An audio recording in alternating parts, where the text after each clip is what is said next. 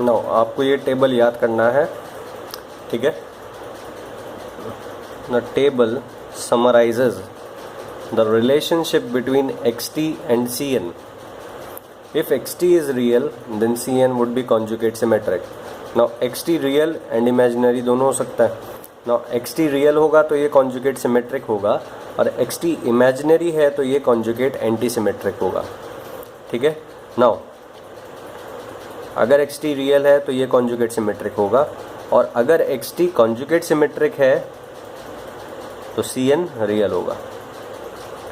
If xt conjugate anti symmetric है then cn would be imaginary. उल्टा हो गया बिल्कुल, ठीक है। सो ये 4 इजी हो गए. Now the next is if xt is real as well as even.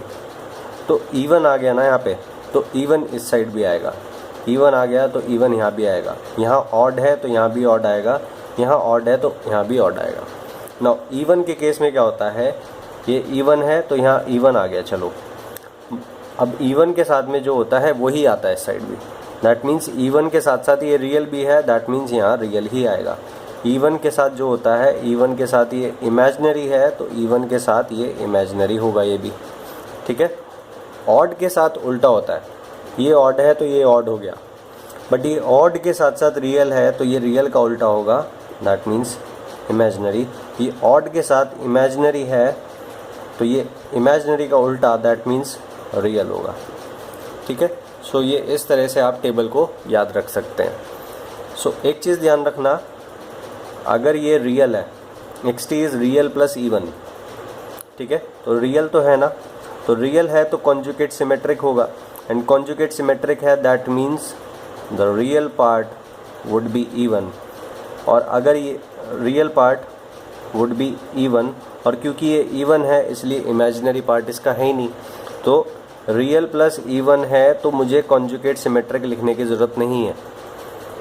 Imaginary है तो मुझे कॉन्जुगेट एंटी सिमेट्रिक लिखने की ज़रूरत नहीं है, ठीक है। ध्यान रखना, रियल xt रियल होगा देन cn क्या होगा, conjugate symmetric, and that means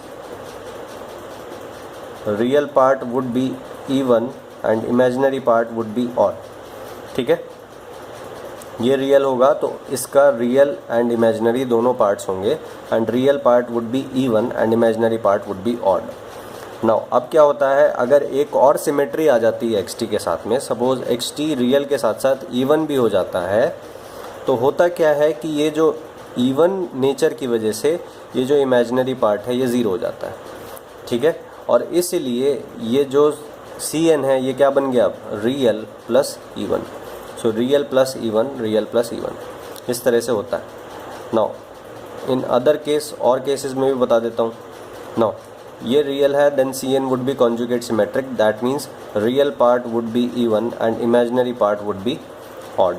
now अब ये रियल के साथ साथ ऑड भी हो गया. अगर xt, एक और सिमेट्री इस xt में अगर आ गई, देन क्योंकि xt ऑड हो गया ना, इसलिए होता क्या है, रियल प्लस ऑड आप क्या देख रहे हो, ऑड प्लस इमेजिनरी.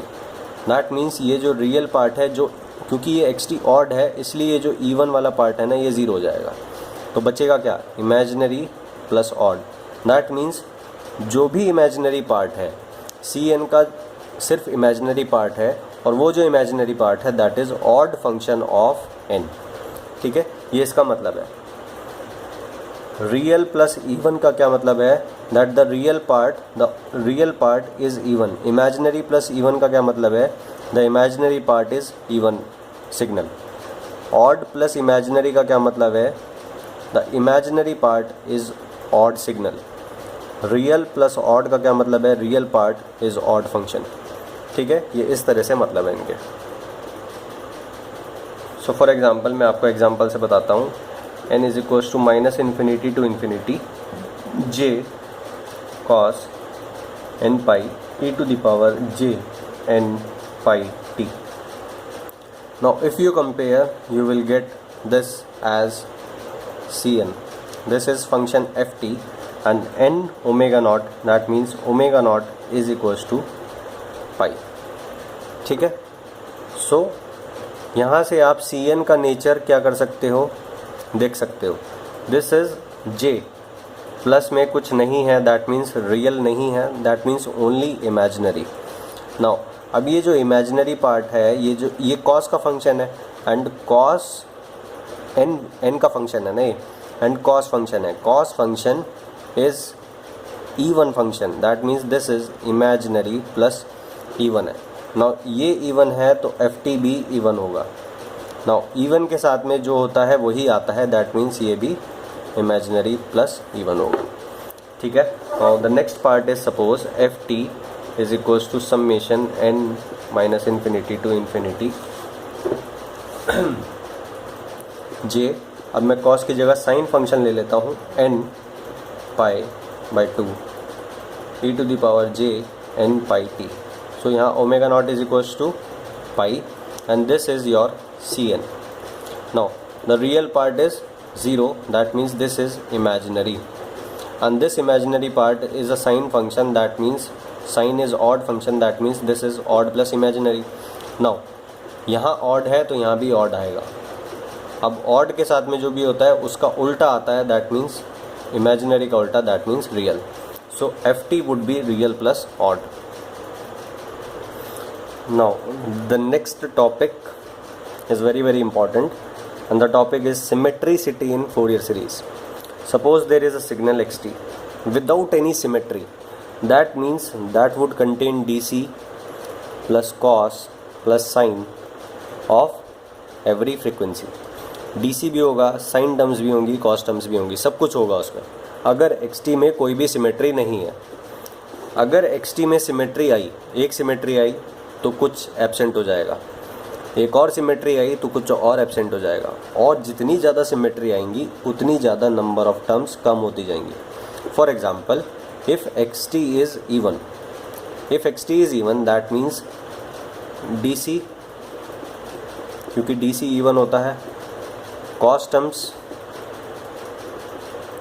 क्योंकि कॉस इवन होता है, बट साइन टर्म्स क्योंकि साइन ऑड फंक्शन होता है इसलिए साइन एब्सेंट होगा।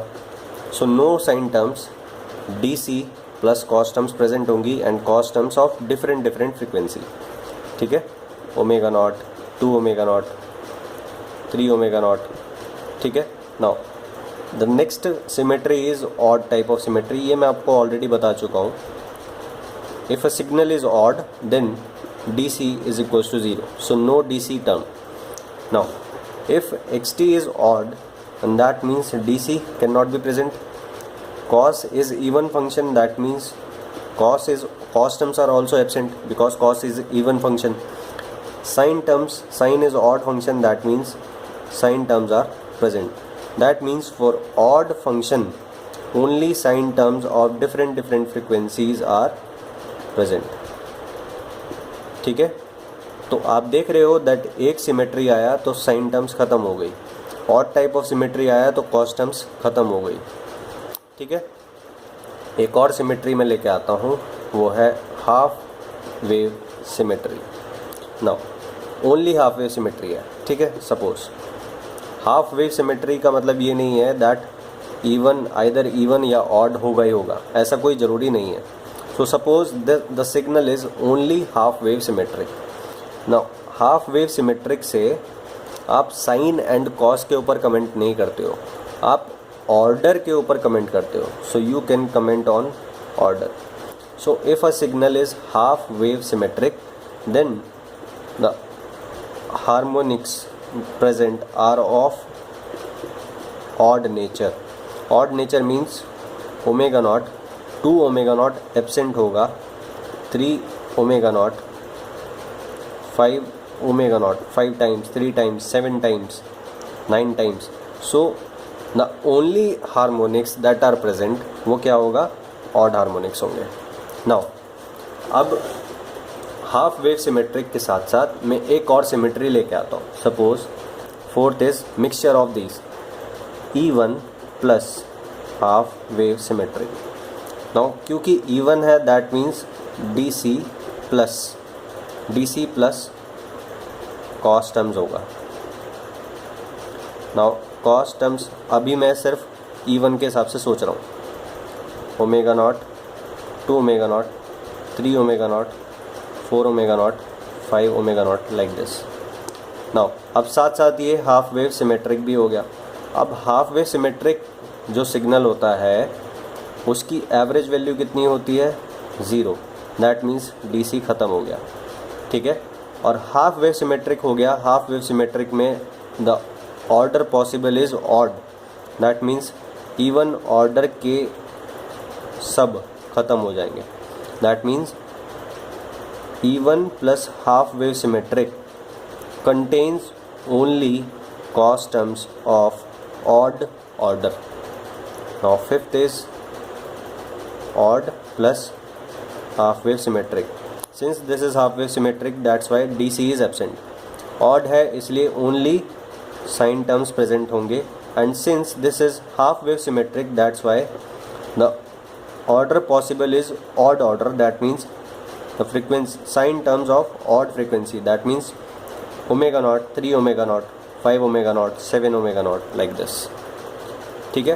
तो जैसे ही दो सिमेट्री मैंने मिक्स किया तो जो कॉस टर्म्स थी इवन ऑर्डर की वो भी ख़त्म हो गई, ठीक है।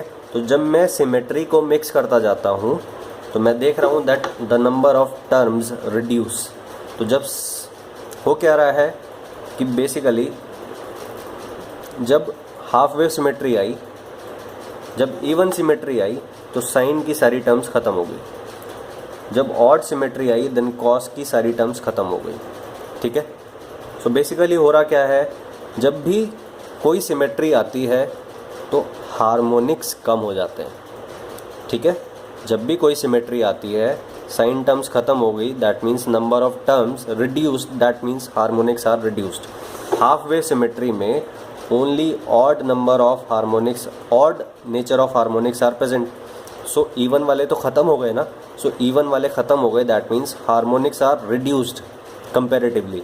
That means जब भी कोई सिमेट्री आएगा तब हार्मोनिक्स comparatively reduce हो जाएंगे। अब दो सिमेट्री आ गई, so दो सिमेट्री आने से DC टर्म भी ख़त्म हो गई एंड कॉस टर्म्स में इवन ऑर्डर के हार्मोनिक्स ख़त्म हो गए, ठीक है। सो और रिड्यूस हो गए harmonics. Odd plus half wave symmetric में DC ख़त्म हो गया एंड साइन के इवन नेचर के हार्मोनिक्स जो है वो भी ख़त्म हो गए, कॉस टर्म्स भी ख़त्म हो गई। सो कॉस टोटल ख़त्म हो गया, साइन के आधे टर्म्स ख़त्म हो गए because of half wave symmetry.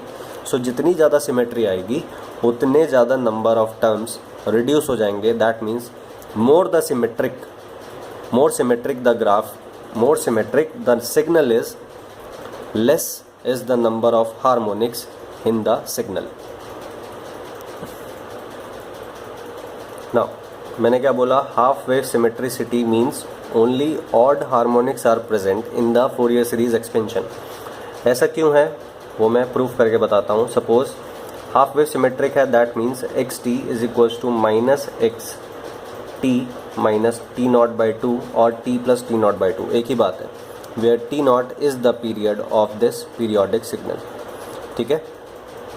this is time shifting by t naught by 2 and this is amplitude reversal, ठीक है। ये मैं आपको ऑलरेडी बता चुका हूँ। now xt का सपोज एक और चीज़ है, एक फॉर्मूला होता है टाइम शिफ्टिंग से रिलेटेड, वो क्या है, if xt coefficient is cn then x of t plus t naught, this is some constant, would be cn e to the power jn omega not, ये तो आएगा ही आएगा एंड ये टी नॉट भी आएगा। This t naught is not time period, ये ध्यान रखना, ठीक है, ये अलग चीज़ है। सो दैट मीन्स अगर xt का कोफिशिएंट cn है then minus x of this का कोफिशिएंट क्या होगा, c of n e to the power jn omega naught तो आएगा ही आएगा, प्लस जितने से शिफ्ट किया है वो भी आएगा टी नॉट बाय 2, ठीक है। ध्यान रखना प्लस साइन आता है तो यहाँ भी प्लस होता है, यहाँ माइनस आएगा तो यहाँ भी माइनस होगा, ठीक है। दैट मीन्स ये cn से ये cn कैंसिल हो जाएगा, that means e to the power this e to the power j N omega naught T naught by 2 is equals to -1। Now अब ये ओमेगा नॉट फ्रिक्वेंसी है, ये टी नॉट पीरियड है, omega naught T naught is equals to 2 pi and 2 pi divided by 2 is equals to pi. So इसको आप क्या लिख सकते हैं, A to the power J N pi is equals to -1. That means 1 plus e to the power J pi to the power n. इसको आपने इस तरह से लिख दिया इज इक्वल्स टू 0. ये इधर आप ले गए 1 प्लस हो गया और इधर क्या हो जाएगा, 0 हो जाएगा. लाइक दिस आपने इसको लिख दिया. Now e to the power J pi को आप क्या लिख सकते हैं, cos pi plus iota sine pi. Sine pi is 0, cos pi is -1. So you can write this as 1 plus -1 to the power n is equals to 0. ठीक है. Now for this equation to be true, what is the value of n? For this, -1 to the power n should be equal to -1. It implies n is equals to odd. That means half wave symmetricity implies only odd nature of harmonics. ठीक है, of sin and cos.